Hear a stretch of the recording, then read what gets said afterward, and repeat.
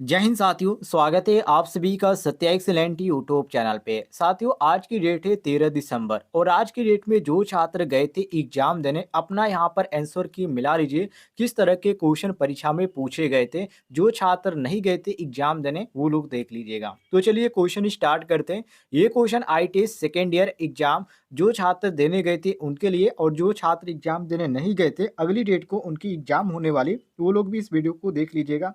ये question IT electrician second year के छात्रों के लिए। देखिए क्वेश्चन को, किस तरह के क्वेश्चन आज की डेट में पूछे गए थे। ITI के छात्रों ने बताया, जो छात्र गए थे एग्जाम देने उन्होंने बताया। पहला क्वेश्चन पूछा गया था कि EMF की गणना करने का सूत्र क्या है। यहाँ पर आप देखिए EMF की गणना करने का सूत्र क्या है एक DC मोटर में। तो देखिए DC मोटर में EMF का मतलब क्या होता है, इलेक्ट्रोमोटिव फोर्स, और इसका गणना करने का सूत्र क्या होता है, EB बराबर V-IA इंटू RA। किस में होता है, वोल्ट्स में होता है। ऑप्शन नंबर यहाँ पर C बिल्कुल करेक्ट आंसर हो जाएगा। अगले क्वेश्चन को देखिए। अगला क्वेश्चन आपके सामने, ये क्वेश्चन आपके सामने पूछा गया था कि डीसी जनरेटर के भाग का नाम क्या है। ये जो आपका यहाँ पर दिखाया जा रहा है ये डीसी जनरेटर का एक क्या है, ये भाग है। मतलब कि यहाँ पर ये जो इसका होता है इसको बोला जाता है क्या साथियों, इसको यहाँ पर ऊपरी भाग है, ये आप बोल सकते हैं, या ऊपरी आप कवच भी बोल सकते हैं, या आप इसको फ्रेम भी बोल सकते हैं, या योक भी बोल सकते हैं। कई नाम से इसको जाना जाता है। लेकिन आप यहाँ पर ऑप्शनों में देखिएगा, जो आपको ऑप्शन यहाँ पर सही लगेगा, जैसे कि योग या फ्रेम यहाँ पर दिया गया है, ये आपका बिल्कुल सही हो जाता है। जैसे कि यहाँ पर आपका डी ऑप्शन। तो ये जो आपका डीसी जनरेटर का भाग है, ये कौन सा भाग है, ये फ्रेम है, सबसे ऊपरी परत इसको बोला जाता है। चलिए यहाँ पर आपका डी ऑप्शन करेक्ट आंसर हो जाएगा।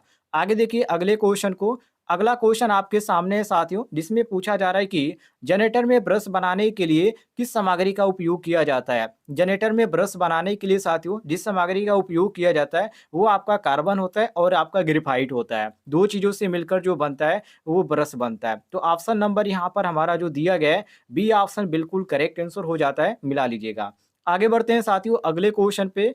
अगला क्वेश्चन आपके सामने, जिसमें यहाँ पर पूछा जा रहा है कि क्यों DC core stumping DC generator में पटलित करते हैं। पटलित का मतलब लेमिनेशन होता है, ध्यान रखिएगा। बहुत सारे छात्रों को समझ में नहीं आया होगा, लेकिन जो छात्र क्लास करते हैं, जो यहाँ पर ऑनलाइन क्लास करते हैं या ऑफलाइन क्लास करते हैं, उनको आसानी से समझ में आ गया होगा। पटलित का मतलब लेमिनेशन। और लेमिनेशन क्यों करते हैं, देखिए लेमिनेशन साथियों इसलिए किया जाता है, जो ईडे करंट लॉस होता है, ठीक है, ईडे जो करंट लॉस होता है डीसी जनरेटर में, उसको कम करने के लिए किया जाता है। और ऑप्शन में जो आपका सही दिया गया ऑप्शन नंबर डी दिया गया है। तो जितने भी छात्र यहाँ पर डी ऑप्शन मारे होंगे उनका डी ऑप्शन करेक्ट आंसर हो जाएगा। आगे देखिए अगले क्वेश्चन को। अगला क्वेश्चन आपके सामने, जिसमें पूछा गया था कि डीसी जनरेटर में क्या प्रभाव होता है अगर उसे लंबे समय तक बंद रखा जाए। देखिए डीसी जनरेटर में क्या प्रभाव होगा। मान लीजिए आपके पास कोई भी जनरेटर है, ठीक है, आप उसे लंबे समय से उपयोग में नहीं ला रहे हैं, मतलब कि उससे आप कोई भी काम नहीं कर रहे हैं, जैसे लेकर आए वैसे आप रखे हुए हैं, तो उसमें अवशिष्ट चुंबकत्व होता है, ठीक है। और जो अवशिष्ट चुंबकत्व होता है साथियों, वो क्या होता है, वो आपका खो देता है, अवशिष्ट चुंबकत्व उसमें से हट जाता है, मतलब वो आपका काम नहीं करता है। तो वो यहाँ पर जो होता है, यहाँ पर ऑप्शन नंबर डी दिया गया, अपने अवशिष्ट चुंबकत्व को खो देता है। तो यहाँ पर आपका सही हो जाता है ऑप्शन नंबर डी बिल्कुल करेक्ट आंसर। और अवशिष्ट चुंबकत्व यदि दोबारा पाना हो तो इसके लिए क्या करना चाहिए, ये मैंने आपको कल की वीडियो में लाइव क्लास में बताया था। तो जो भी छात्र देखे होंगे जाकर आप वहाँ पे रिपीट कर सकते हैं, जिनको जानकारी नहीं है। यहाँ पर डेली क्लास भी आपको कराई जाती है ITI इलेक्ट्रीशियन सेकेंड ईयर की, जो कि आज भी आपकी क्लास चलेगी 8 या 8:30 बजे से क्लास आपकी लग जाएगी, कोई दिक्कत नहीं है।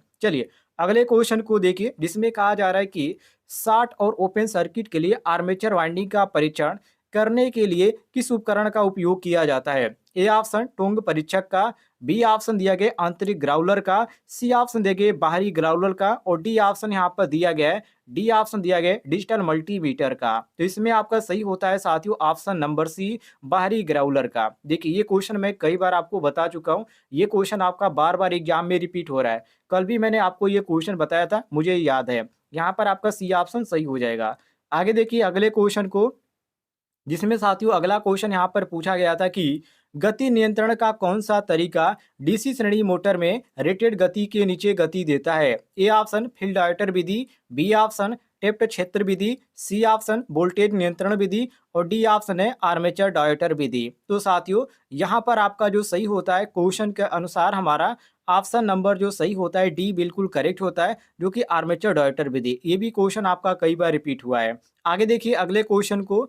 अगला क्वेश्चन आपके सामने जिसमें पूछा गया था कि आर्मेचर को संतुलित करने का सबसे प्रभावी तरीका कौन सा है? आर्मेचर को संतुलित करने का, ठीक है, संतुलित करने का जो यहाँ पर प्रभावी तरीका होता है वो यहाँ पर क्या होता है ये पूछा गया है। तो प्रभावी तरीका होता है गतिशील संतुलन, ठीक है, डायनेमिक बैलेंसिंग। ऑप्शन नंबर जो यहाँ पर दिया गया है बी हमारा क्वेश्चन के अनुसार बिल्कुल करेक्ट आंसर दिया गया है। आगे देखिए अगले क्वेश्चन को साथियों। अगला क्वेश्चन इसमें पूछा जा रहा है कि डीसी मोटर के लिए स्टार्टर की क्या आवश्यकता है? डीसी मोटर के लिए स्टार्टर की क्या आवश्यकता होती है? तो आवश्यकता इसमें ये होती है कि जो आर्मेचर करंट होता है उसको सीमित करना, इसलिए इसमें इसकी जरूरत पड़ती है सीमित करने के लिए। क्या सीमित करने के लिए? तो आर्मेचर करंट को सीमित करने के लिए। ऑप्शन नंबर यहाँ पर आपका डी ऑप्शन करेक्ट हो जाता है। बाकी आपको कंफ्यूज करने के लिए यहाँ पर फील्ड धारा को सीमित करना भी दिया गया और फील्ड वोल्टेज को सीमित करना भी दिया गया और मोटर की गति को नियंत्रित करना भी दिया गया है। लेकिन यहाँ पर आपका जो सही होगा ऑप्शन नंबर डी बिल्कुल करेक्ट आंसर हो जाएगा। आगे देखिए अगले क्वेश्चन को। अगला क्वेश्चन आपके सामने जिसमें पूछा जा रहा है कि थ्री कला स्क्वायरल केज प्रेरण मोटर की स्लिप गति की गणना करने का सूत्र क्या है? स्लिप की गणना करने का सूत्र क्या होता है? स्लिप की गणना करने का सूत्र होता है एन एस बराबर एन एस माइनस आपका हो जाए सॉरी एन एस माइनस आपका एन आर हो जाता है, ठीक है, ये आपका सूत्र होता है। और यहाँ पर आपका ए दिया गया है, यहाँ पर स्लिप लिख दिया गया है, या आप यहाँ पर एन एस भी लिख देंगे तो कोई भी दिक्कत नहीं है। ऑप्शन नंबर ए आपका बिल्कुल सही हो जाएगा। यहाँ पर ध्यान रखिएगा, ये आपका ए ऑप्शन सही हो जाएगा। आगे देखिए अगले क्वेश्चन को। अगला क्वेश्चन आपके सामने जिसमें पूछा जा रहा है कि थ्री कला प्रेरण मोटर में वाइंडिंग के बीच कला विस्थापन क्या होता है? कला विस्थापन मतलब यहाँ पर इसके जो अंतर होते हैं, ठीक है, जो फेज के जो अंतर होते हैं वो कितने अंश का अंतर होता है? किसमें? थ्री कला मोटर में, अर्थात थ्री फेज मोटर की बात कर रहा है। तो थ्री फेज मोटर में जो इसका होता है 120 होता है। कितना होता है साथियों? 120 अंश होता है इसका अंतर। यहाँ पर आपका देखने को मिलता है ऑप्शन नंबर बी बिल्कुल करेक्ट आंसर मिला लीजिएगा। आगे देखिए अगले क्वेश्चन को। अगला क्वेश्चन आपके सामने जिसमें पूछा जा रहा है कि कौन सा उपकरण मापे हुए या परिचित मात्रा का एक दृश्य प्रतिनिधित्व प्रदान करता है? वोल्टेज स्टेबलाइजर या फलनजनक या कैथोड रे ऑसिलोस्कोप, जिसको यहाँ पर शॉर्टकट में बोला जाता है सीआरओ, कैथोड रे ऑसिलोस्कोप। तो देखिए यहाँ पर आपका सी ऑप्शन सही हो जाएगा, क्योंकि यहाँ पर परिचित मात्रा को मापने की बात करें और प्रतिनिधित्व प्रदान करने की यहाँ पर बात करें तो ये आपका कैथोड रे ऑसिलोस्कोप आपका सही हो जाएगा। जितने भी छात्र सी ऑप्शन मार्क कर आए होंगे उनका यहाँ पर सी ऑप्शन बिल्कुल करेक्ट आंसर हो जाएगा। आगे देखिए अगले क्वेश्चन को। अगला क्वेश्चन साथियों आपके सामने जिसमें पूछा जा रहा है कि कंडक्टर, सेमीकंडक्टर और इंसुलेटर के रूप में एक सामग्री तय करने के लिए मापदंड क्या है? ए ऑप्शन परमाणु की परमाणु संबंध संरचना, या बी ऑप्शन देंगे परमाणु में बैलेंस इलेक्ट्रॉनों के अस्तित्व, और सी ऑप्शन देंगे सामग्री के परमाणु का परमाणु भार, और डी ऑप्शन देंगे सामग्री के परमाणु की परमाणु संख्या। अब यहाँ पर देखिए इसमें जो आपका सही हो जाता है साथियों, ये हमारा क्वेश्चन के अनुसार जो सही हो जाएगा ऑप्शन नंबर बी सही हो जाएगा, परमाणु में वैलेंस इलेक्ट्रॉनों का अस्तित्व। ये हमारा क्वेश्चन के अनुसार करेक्ट आंसर हो जाएगा, मिला लीजिएगा। आगे देखिए अगले क्वेश्चन को।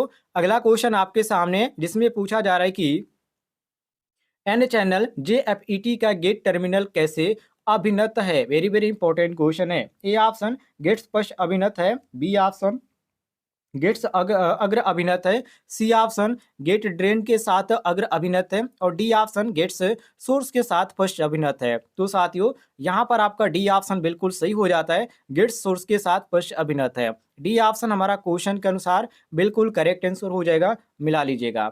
आगे देखिए अगले क्वेश्चन को। अगला क्वेश्चन आपके सामने जिसमें पूछा जा रहा है कि पैनल बोर्ड असेंबली में किस उपकरण से बचा जाता है? वेरी वेरी इंपॉर्टेंट क्वेश्चन है। तो इसमें आपका सेंसर होता है। क्या होता है? सेंसर। और सेंसर से ही आपका यहाँ पर बचना होता है, सेंसर से। ऑप्शन नंबर ए हमारा बिल्कुल करेक्ट आंसर हो जाएगा, मिला लीजिएगा। आगे देखिए अगले क्वेश्चन को। अगला क्वेश्चन इसमें पूछा गया था कि एक्चुएटर के साथ कौन से स्विच मशीन की गति या किसी वस्तु के भाग द्वारा संचालित होता है? A option limit switch, B option tunnel switch, C option isolating switch, और डी ऑप्शन देंगे पुश बटन स्विच। तो साथियों यहाँ पर आपका सही होता है option number A limit switch. A option आपका करेक्ट आंसर हो जाएगा। आगे देखिए अगले क्वेश्चन को। अगला क्वेश्चन यहाँ पर पूछा गया था कि नियंत्रण पट में थर्मल ओवरलोड रिले का उद्देश्य क्या है? इसका काम क्या होता है? इसका काम क्या होता है साथियों? इसका काम होता है मोटर को ओवरहीटिंग और लोडिंग से बचाना। ये इसका मुख्य कार्य होता है, अर्थात इसका मुख्य उद्देश्य होता है। ऑप्शन नंबर यहाँ पर डी मैच कर रहा है। डी ऑप्शन आपका बिल्कुल सही हो जाएगा। क्वेश्चन को देख लीजिए, क्वेश्चन यहाँ पर थोड़ा-सा ईज़ी है, लेकिन यहाँ पर जिस तरह से क्वेश्चन पूछा गया और ऑप्शन दिया गया, आप बिल्कुल कन्फ्यूज़ हो जाएँगे क्योंकि लंबे-लंबे इसके ऑप्शन दिए गए। डी ऑप्शन आपका करेक्ट आंसर हो जाएगा। आगे देखिए अगले क्वेश्चन को। अगला क्वेश्चन आपके सामने है साथियों। अगला क्वेश्चन यहाँ पर पूछा जा रहा है कि ऑपरेशन के मोड के अनुसार किस ड्राइव को वर्गीकृत किया गया है? ए ऑप्शन समूह ड्राइव को, बी ऑप्शन मैनुअल ड्राइव को, सी ऑप्शन व्यक्तिगत ड्राइव को और डी ऑप्शन निरंतर ड्यूटी ड्राइव को। तो साथियों यहाँ पर सही होता है ऑप्शन नंबर डी आपका बिल्कुल करेक्ट आंसर, निरंतर ड्यूटी ड्राइव को। डी ऑप्शन क्वेश्चन के अनुसार हमारा करेक्ट आंसर हो जाएगा। आगे बढ़ते हैं अगले क्वेश्चन को देखिए। अगला क्वेश्चन आपके सामने पूछा जा रहा है कि डीसी ड्राइव के नियंत्रण पट में जो जीओजी कुंजी का उद्देश्य क्या होता है? जी जेओजी जो कुंजी होती है, इसका उद्देश्य क्या होता है? इसका उद्देश्य ये होता है साथियों, ध्यान से बात को सुनिएगा। इसका उद्देश्य ये होता है इंचिंग ऑपरेशन। क्या होता है? Inching operation. Option number C हमारा बिल्कुल क्वेश्चन के अनुसार करेक्ट आंसर हो जाएगा। आगे बढ़ते हैं अगले क्वेश्चन को देखिए। अगला क्वेश्चन आपके सामने जिसमें पूछा जा रहा है कि क्यों एसी ड्राइव ज्यादातर प्रक्रिया संयंत्र में उपयोग की जाती है? वेरी वेरी इंपॉर्टेंट क्वेश्चन है। जो प्लांट में उपयोग किया जाता है वो ज्यादातर एसी ड्राइव ही को उपयोग किया जाता है। ए ऑप्शन चलाने में आसान होता है इसलिए, या बी ऑप्शन निर्माण में मजबूत होता है इसलिए, या सी ऑप्शन देंगे बहुत ही अधिक शुरुआती बलागुण है इसके लिए, या डी ऑप्शन देंगे रख रखाव है और यहाँ पर मुक्त लंबा जीवन होता है इसलिए। तो देखिए इसका सबसे रीजन ये होता है कि ये जो होता है ये ज़्यादा दिन चलता है, मतलब कि यहाँ पर ज़्यादा दिन तक इसको उपयोग में ले सकते हैं। दूसरी बात जो होता है इसको रखने की भी सुविधा होती है, काफ़ी कम है आपका एरिया यहाँ पर जो कवर करता है वो बिल्कुल कम करता है। ऑप्शन नंबर यहाँ पर सी डी हमारा बिल्कुल करेक्ट आंसर हो जाएगा। आगे देखिए अगले क्वेश्चन को। अगला क्वेश्चन आपके सामने जिसमें पूछा जा रहा है कि परमाणु ऊर्जा स्टेशन में परमाणु विखंडन के लिए प्रयुक्त परमाणु सामग्री का क्या नाम है? A option silicon, B option thorium, C option antimony और डी ऑप्शन कैडमियम। तो साथियों यहाँ पर आपका सही होता है ऑप्शन नंबर बी, जिसको थोरियम के नाम से जाना जाता है। सभी क्वेश्चन को ध्यान से देखिएगा, हर एक क्वेश्चन आपका इंपॉर्टेंट है परीक्षा के लिए।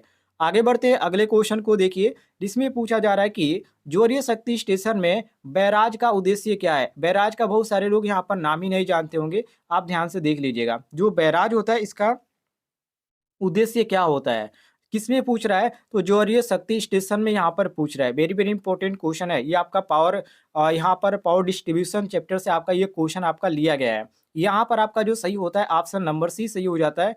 खाड़ी के प्रवेश द्वारा पर पानी को कंट्रोल करने के लिए इसका प्रयोग किया जाता है। ऑप्शन नंबर सी हमारा बिल्कुल करेक्ट आंसर हो जाएगा। आगे देखिए अगले क्वेश्चन को। आपके सामने अगला क्वेश्चन है जिसमें पूछा जा रहा है कि क्या कारण है जो एसी की तुलना में डीसी के ट्रांसमिशन पर कंडक्टर क्रॉस सेक्शनल क्षेत्र का पूरी तरह से उपयोग किया जा सकता है? वेरी वेरी इंपॉर्टेंट क्वेश्चन है। यहाँ पर आपका सही हो जाएगा बी ऑप्शन, कोई त्वचा प्रभाव नहीं है। बी ऑप्शन आपका क्वेश्चन के अनुसार करेक्ट आंसर हो जाएगा। आगे बढ़ते हैं अगले क्वेश्चन को देखिए, जिसमें अगला क्वेश्चन यहाँ पर पूछा जा रहा है कि सर्किट ब्रेकर की टूटने की क्षमता का मूल्यांकन कैसे किया जाता है? सर्किट ब्रेकर सीबी की यहाँ पर बात करें, सीबी का पूरा नाम होता है सर्किट ब्रेकर, और सर्किट ब्रेकर की टूटने की क्षमता का मूल्यांकन हम किस में करते हैं? केबी में करते हैं, या केडब्ल्यू में, या एमबीए में, या केबीएआर में। तो ये जो किया जाता है एमबीए में किया जाता है। किसमें? एमबीए में किया जाता है। ठीक है, ध्यान रखिएगा।